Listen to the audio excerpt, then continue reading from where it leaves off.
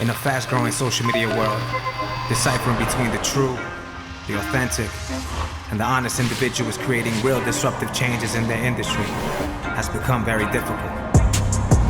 Many people are quick to flash the cars, the money, but very slow to give people the true wisdom they seek. This is why we started the Real Estate Disruptors, to bring you in front of real disruptors, changing not only the barriers in their industries, but doing it and impacting millions of lives. Welcome to the Disruptor Network.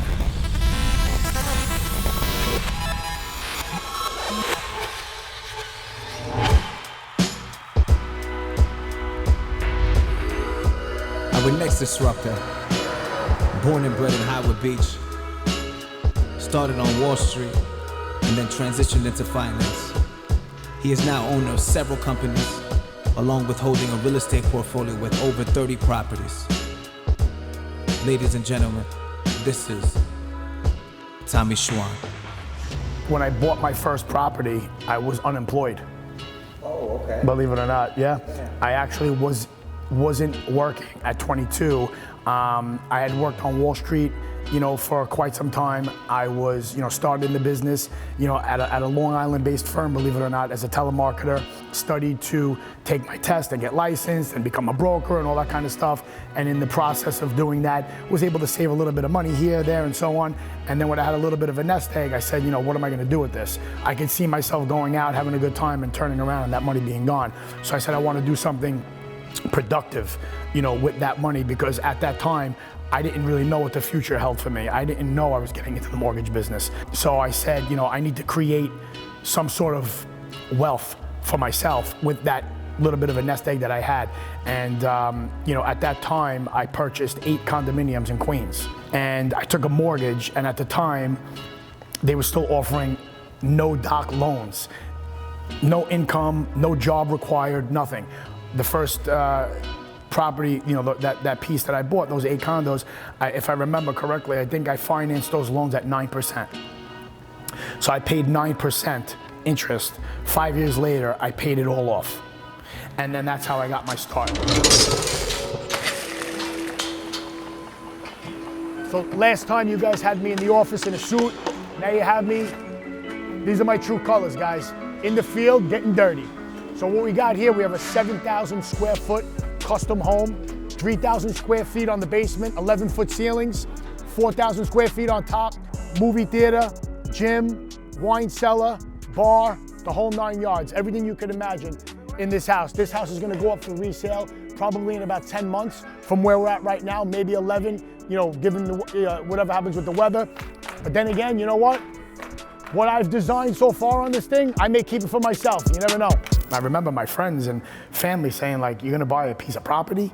What are you gonna, why are you doing that? And I've always been interested in real estate, and like I said, just the whole architecture of it, I love all of that. I probably would have been a good architect, but that's maybe in my next life. And then I decided to buy that property, just something, it was something that was presented to me at the time, and I just, kind of ripped the Band-Aid off and said, I'm gonna do this, and I'm gonna be a landlord, and I'm going to go from there, and I wanna try to, build a portfolio, and I figured that out for myself at a very young age, 22, whereas most kids are kind of just, don't even know really what they're gonna do at the age of 22, but, fast forward 4 or 5 years, now I'm in the mortgage business, or getting into the mortgage business, and I own those properties, and there's no mortgage on them. And my first year, I couldn't even grasp how it worked, because then it was different from the way it is now.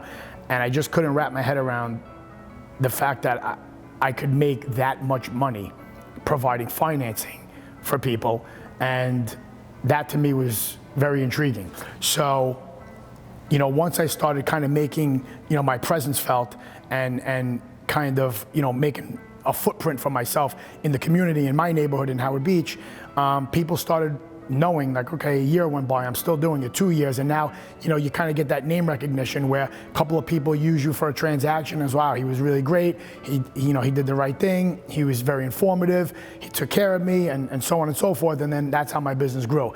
And then when I was making, obviously, a lot more money, I started to look for other projects and look for other properties. In the interim, started buying and selling homes, flipping them quick, in and out, 90 days, 120 days, making 25, 30, 40% of my money and rolling the money and rolling it. And then, I wind up buying another piece of property. And then I refinanced one that had no mortgage, took out a little bit more money on that one, leveraged it, bought another piece of property. And then it kind of just started, it was like a snowball effect. From 18 to where he is now, and he's got an enormous amount of properties. He's got a huge book of business and mortgages. He's a very, very successful person, but you would never know it by talking to him. Because first of all, he's never going to tell you that I'm successful and I have millions and all this stuff. He's never going to say it. And he's just so raw that you don't necessarily know what he is until you really, again, someone with substance. I'm looking at him and I'm just like, wow. Like at one point he was in my exact position. Hunger, like real deal, like you want to be an entrepreneur and doing everything you can to be able to be successful. And like it's almost for me seeing like what benchmark I'm at in his story, your story. He amazes me in a lot of ways, the story in general. And it's funny, I was having a conversation with him about his kids recently and he said, I'm worried that they're lost. He's like, I had a job at 12 years old. He's like, I was making $400 a week as a 12-year-old. And just the work ethic with him is just, and it shines through today. He's somebody that doesn't have to work like he works now, and he's still at his desk every single day, 10, 12 hours a day. And it's just like, he's inspirational to me because he's somebody that, again, somebody who's been a business partner of mine for a long time, but I look to him and I never feel like I can't give out 100% effort because he's 100% all the time. There's no off switch. So as you start buying properties, at the right price points, in the right market centers, at the right time, given those circumstances, typically you'll widen the gap for what you owe and what the property is worth. And I was able to successfully, do that just by having a little bit of instinct. And I feel like that's what got me to really where I am. I've always kind of gone with my gut, and I kind of went into some areas where they were underdeveloped at the time, where people were like looking at me like, you're buying there. And now those areas are, fully developed where you can't even touch property. So, by doing that and kind of leveraging what I already had, it freed up a lot more capital for me to go out there and buy more properties cash. Most people were, buying a home or a multifamily or a fix and flip, and they were obtaining financing. So they needed 60 days to get the mortgage. Me, I was closing in a week. So that's how I was able to get a lot of these deals, because I was a cash buyer. So I was a little bit of a bully, when it came to, making offers, because it was like, hey, you want X, I want to pay that, but I'll pay cash and I'll close in a week. For those reasons, and me staying disciplined and being consistent, which is what I preach every single day to all the guys in the boardroom, I think that's probably where a big portion of my success came from, quite frankly, because had I not been disciplined enough to walk away from certain deals, it could have went the other way and I could have lost a lot of money.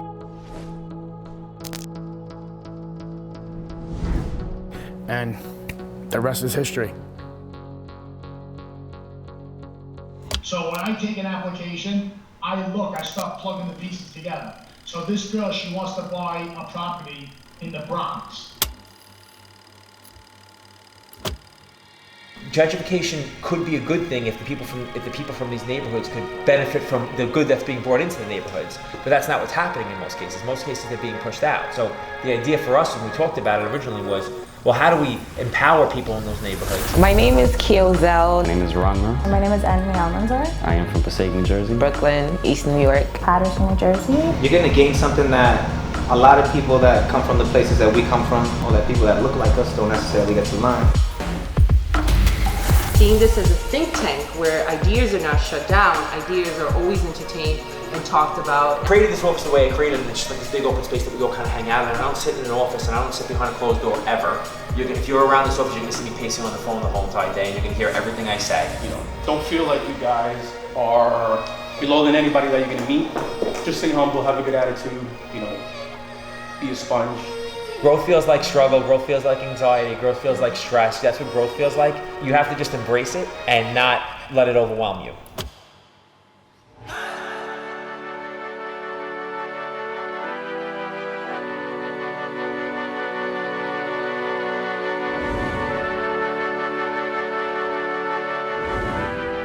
I Our next disruptor, a true real estate mogul, built one of the biggest rental companies in New York City, and then went on to inspire millions, showing that you can not only conquer your financial success, but also conquer your body, losing 125 pounds. Ladies and gentlemen, we present to you Anthony Lolli. I created one of the biggest rental companies out there. While everybody was chasing sales, I focused on rentals. You know, I was always a firm believer, when there's a gold rush, be the manufacturer of the pickaxe. I decided to go rentals, and I also decided to work with young people, you know, fresh people. If you own a real estate company, you want people with talent, you want people that could bring something to the table. I said, no, I want to teach people. So I actually became an educator in real estate. I started a real estate school, started licensing people, over 40,000 people, and cherry picking the best ones to actually come and work for my organization. So by getting people that were young and didn't have the opportunity, they were grateful, you know? So a lot of times real estate agencies recruit people that are making so much money, they're unhappy if they're not making the same or more. I would interview people and I'd say, let me look at your resume. Okay, you were making this much money, this is how much money you were making for the past year, I could beat that. So they were already coming in on an upgrade. They were already leveling up working for me. So with that level of appreciation, I had over 105 people getting tattoos of the company logo on their bodies because they saw the opportunity.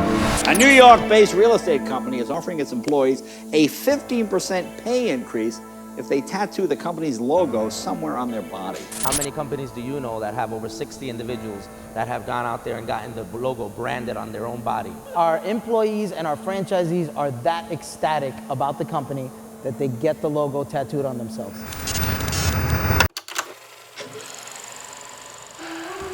The main part of my story and my journey is really about my weight, how I became overweight.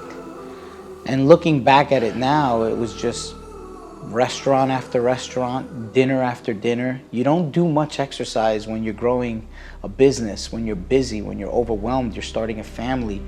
You know, the most exercise I got was from my house to the car, from the car to the office. That was all the walking I did. By the time I got home, I was tired, and I literally just didn't care. I just ate whatever I wanted, whenever I wanted. It wasn't until there was one moment when my daughter was reaching to grab the food, and it was like French fries or something like that. And my wife said to her, you know, love, don't eat that, you're gonna get fat. You know, she was 2 years old at the time, and she said, Mommy, what's fat?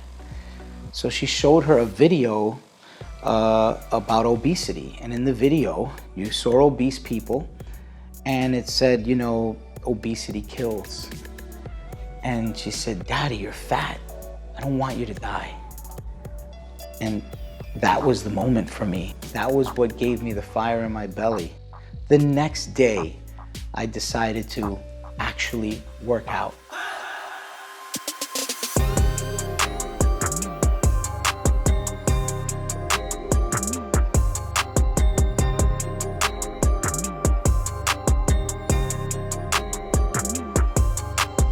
I inspired a lot of people in the entrepreneurial world, the real estate world, and success world, and money world. And I wanted to show people that you can succeed in fitness too.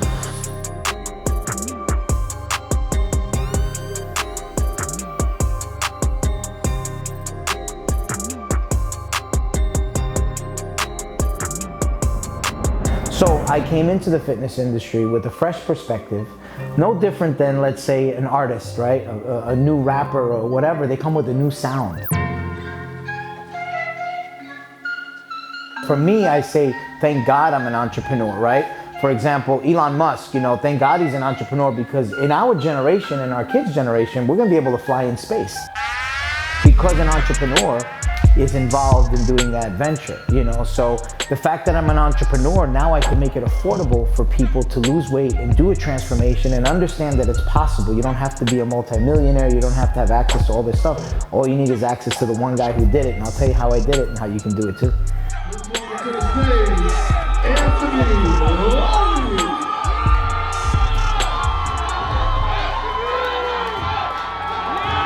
In 9 months, he has lost 125 pounds.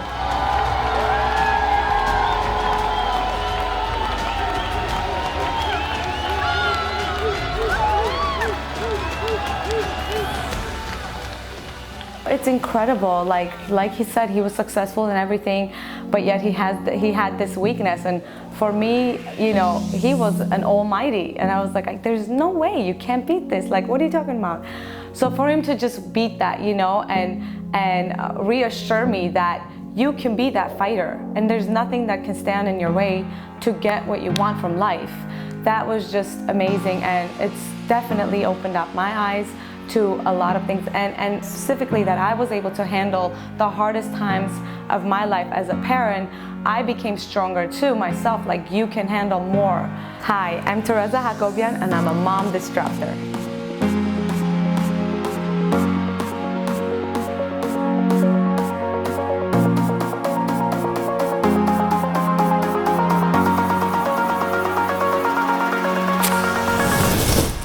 And his story is just amazing in general. And even knowing him all this time, I feel the need to have so many questions for him.